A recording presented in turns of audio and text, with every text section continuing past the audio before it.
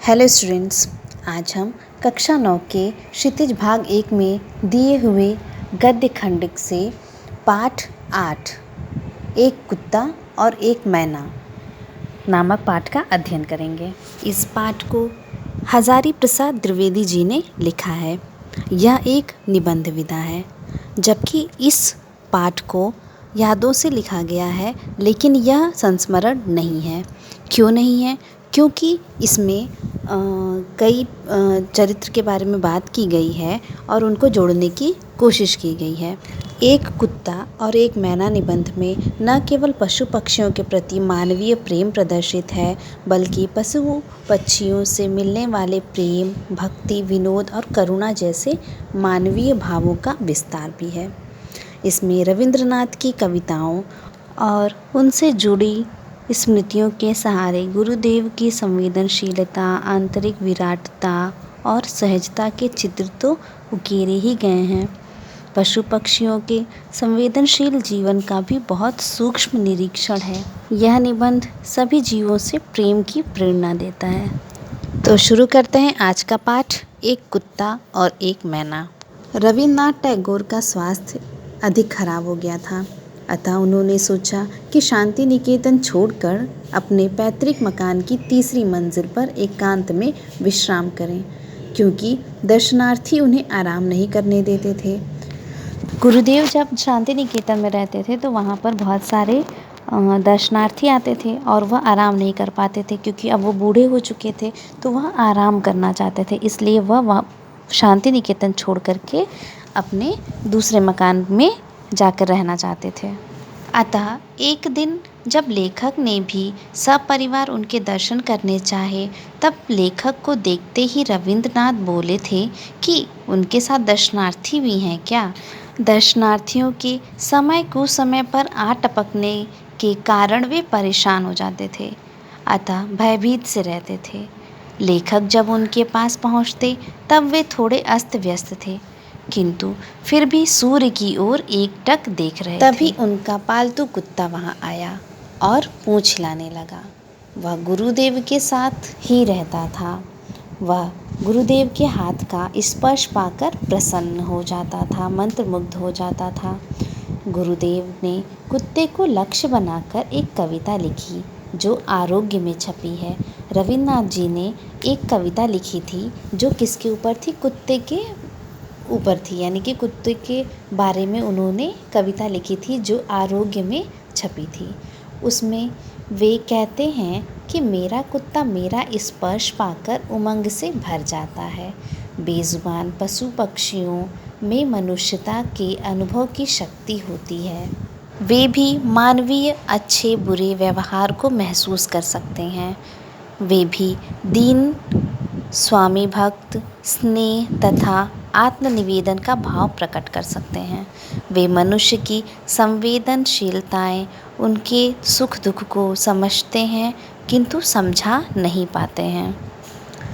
लेखक गुरुदेव की सूक्ष्म संवेदनशीलता एवं मर्मभेदी दृष्टि पर आश्चर्यचकित हैं, क्योंकि उन्होंने कुत्ते जैसे जानवर में भी मानवीय विशेषताओं को अनुभव कर लिया। यह कोई सामान्य घटना नहीं, बल्कि विश्व की महिमाशाली घटनाओं में से एक मालूम होती है। उसके बाद जब गुरुदेव की चिता भस्म को आश्रम में लाया गया तो कुत्ता भी उत्तरायण तक गया और सारे मनुष्यों की भांति कुछ देर तक मौन एवं शांत बैठा रहा। आचार्य क्षितिमोहन सेन सबके आगे थे। उन्होंने मुझे बताया कि वह चिता भस्म के कलश के पास थोड़ी देर चुपचाप बैठा भी रहा। ऐसा देखकर लेखक के आश्चर्य का ठिकाना ही न रहा।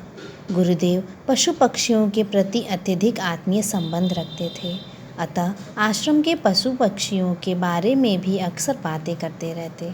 एक दिन प्रातः टहलते समय उन्होंने पूछा था कि आश्रम के कौवे कहाँ चले गए। एक सप्ताह बाद सारे कौवे फिर वापस आश्रम में आ गए। तब लेखक को समझ में आया कि कौवे भी प्रवासी पक्षी हैं। एक बार लंगड़ी मैना को देखकर वे बोले कि यह देखते हो, यह यूथभ्रष्ट है, रोज फुदकती है, ठीक यहीं आकर मुझे उसकी चाल में एक करुण भाव दिखाई देता है। गुरुदेव ने अगर यह न कह दिया होता तो मुझे उसका करुण भाव एकदम नहीं दिखता। मेरा अनुमान था कि मैना करुण भाव दिखाने वाली पक्षी है ही नहीं, वह दूसरों पर अनुकंपा ही दिखाया करती है। 3-4 वर्ष से मैं एक नए मकान में रहने लगा हूँ। मकान के निर्माताओं ने दीवारों के चारों ओर एक एक सुराख छोड़ रखी है जिसमें एक मैना परिवार रहता है। वे पता नहीं कहाँ से फटे पुराने कपड़ों को तथा दूसरे कूड़े करकट को ले आते हैं। लेखक ने एक बार तो ईंट रखकर छेद बंद भी कर दिया था, किंतु वे बची हुई जगह में अपना निवास बना ही लेते हैं। हजारी प्रसाद जी कहते हैं कि पति पत्नी जब कोई एक तिनका लेकर सुराख में रखते हैं तो उनके भाव देखने लायक होते हैं। पत्नी देवी का तो क्या कहना, एक तिनका ले आई तो फिर एक पैर पर खड़ी होकर जरा पंखों को फटकार दिया, चोंच को अपने ही पैरों से साफ कर लिया और नाना प्रकार की मधुर और विजय उद्घोषी वाणी में गान शुरू कर दिया। हम लोगों की तो उन्हें कोई परवाह ही नहीं रहती। अचानक इसी समय अगर पति देवता भी कोई कागज़ या गोबर का टुकड़ा लेकर उपस्थित हुए तब तो क्या कहना। दोनों के नाच गान और आनंद नृत्य से सारा मकान मुखरित हो उठता। इसके बाद ही पत्नी देवी जरा हम लोगों की ओर मुखातिब होकर लापरवाही भरी अदा से कुछ बोल देती हैं। पति देवता भी मानो मुस्कुराकर हमारी ओर देखते हैं, कुछ रिमार्क देते हैं और मुंह फेर लेते हैं। पक्षियों की भाषा तो मैं नहीं जानता, पर मेरा निश्चित विश्वास है कि उनमें कुछ इस तरह की बातें हो जाया करती होंगी। किस तरह की बातें होती होंगी पक्षियों के बीच में, इसका अनुमान लगाते हैं हजारी प्रसाद जी और हमें बताते हैं क्या कि पत्नी, ये लोग यहाँ कैसे आ गए जी। यानी कि ये जो कोयल है वह एक दंपति हैं, तो उसमें एक पति है और एक पत्नी है। तो ये लोग आपस में क्या बात कर रहे हैं उसके बारे में बताया जा रहा है कि पत्नी, ये लोग यहाँ कैसे आ गए जी। पति, बेचारे आ गए हैं तो रह जाने दो, क्या कर लेंगे। पत्नी, लेकिन फिर भी इनको इतना तो ख्याल होना चाहिए कि यह हमारा प्राइवेट घर है। पति, आदमी जो हैं इतनी अक्ल कहाँ। पत्नी, जाने भी दो। पति, और क्या। इस प्रकार की मैना कभी करुण हो सकती है, यह मेरा विश्वास ही नहीं था। गुरुदेव की बात पर मैंने ध्यान से देखा तो मालूम हुआ कि सचमुच ही उसके मुख पर एक करुण भाव है। शायद वह विदुर पति था जो पिछली स्वयंवर सभा के युद्ध में आहत और परास्त हो गया था, या विधवा पत्नी है। लेखक कहते हैं, हाय क्यों इसकी ऐसी दशा है। शायद इसी मैना को लक्ष्य करके गुरुदेव ने बाद में एक कविता लिखी थी जिसके कुछ अंश का सार इस प्रकार से है। उस मैना को क्या हो गया यही सोचता हूँ, क्यों वह दल से अलग होकर अकेली रहती है। पहले दिन देखा था सेमर के पेड़ के नीचे मेरे बगीचे में, जान पड़ा जैसे एक पैर से लंगड़ा रही हो। इसके बाद उसे रोज़ सवेरे देखता हूँ, संगीतहीन होकर कीड़ों का शिकार करती फिरती है। वह चढ़ जाती है बरामदे में, नाच नाच कर चहलकदमी किया करती है, मुझसे जरा भी नहीं डरती। क्यों है ऐसी दशा इसकी। गुरुदेव यानी कि रविन्द्रनाथ टैगोर ने कुत्ते पर भी एक कविता लिखी थी और उन्होंने मैना पर भी एक कविता लिखी थी। तो उन्होंने कविता बंगाली में लिखी थी क्योंकि वो बंगाली थे, और हजारी प्रसाद द्विवेदी जी ने उसका अनुवाद किया है। आगे लेखक कहते हैं कि पता नहीं यह अपने समाज से अलग क्यों रहती है। सारी मैनाएं नाचती कूदती हैं, किंतु यह शोकाकुल है। पता नहीं कि इसे क्या पीड़ा है, किसने इसे चोट पहुंचाई है। न तो इसे किसी पर कोई अभियोग है, न जीवन की विरक्ति है, और न आँख में जलन है। न जाने कौन सी गांठ इसके हृदय में पड़ी है। गुरुदेव की इस कविता को पढ़ने के बाद लेखक के मन में मैना की करुण मूर्ति अंकित हो गई। लेखक आश्चर्यचकित हैं कि गुरुदेव मैना के मर्म स्थल अर्थात दुख तक पहुँचे कैसे।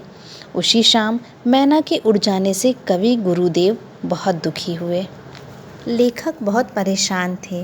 वह समझना चाहते थे कि रविन्द्रनाथ टैगोर जी उस मैना के दिल तक पहुँचे कैसे, उसके दुख तक वह किस प्रकार पहुँचे, मतलब मैना की तकलीफ़ तक रविन्द्रनाथ जी कैसे पहुँच पाए। और जब वह थोड़ा सही हो गई तो वह उसी शाम को वहाँ पर से उड़ गई। इस बात से गुरुदेव बहुत दुखी हुए। स्टूडेंट्स, यहाँ पर एक कुत्ता और एक मैना रविन्द्रनाथ जी के जीवन में आए। ये दो पक्षी आए तो उनके जीवन में बहुत सारे पक्षी थे, लेकिन उन्होंने इन दोनों को अधिक महत्व दिया और इन दोनों पर कविताएं लिखी। उस पर हज़ारी प्रसाद जी ने एक निबंध लिखा जिसे हम लोगों ने आज पढ़ा, उसका अध्ययन किया। यह पाठ दो अलग अलग जानवरों के ऊपर है, लेकिन यह एक चीज़ की तरफ हमें प्रेरणा देती है कि हमें पशु पक्षियों की फीलिंग्स को समझना चाहिए, क्योंकि वे सबसे अच्छे मित्र होते हैं। अच्छे और बुरे का मनुष्य से ज़्यादा समझ रखते हैं, इसलिए पशु पक्षियों को हमेशा प्रेम करना चाहिए और उन्हें किसी तरह का नुकसान नहीं पहुंचाना चाहिए। स्टूडेंट्स, यह पाठ यहाँ पर समाप्त हो गया। आज का होमवर्क प्रश्न है, गुरुदेव ने शांति निकेतन को छोड़ कहीं और रहने का मन क्यों बनाया। नेक्स्ट क्वेश्चन, पशु पक्षियों पर अपनी स्वरचित कोई कविता लिखिए जो कि 4 पंक्तियों की कविता हो। आप इस पाठ को पुनः पढ़ें और अध्ययन करें। Thank you. Have a nice day.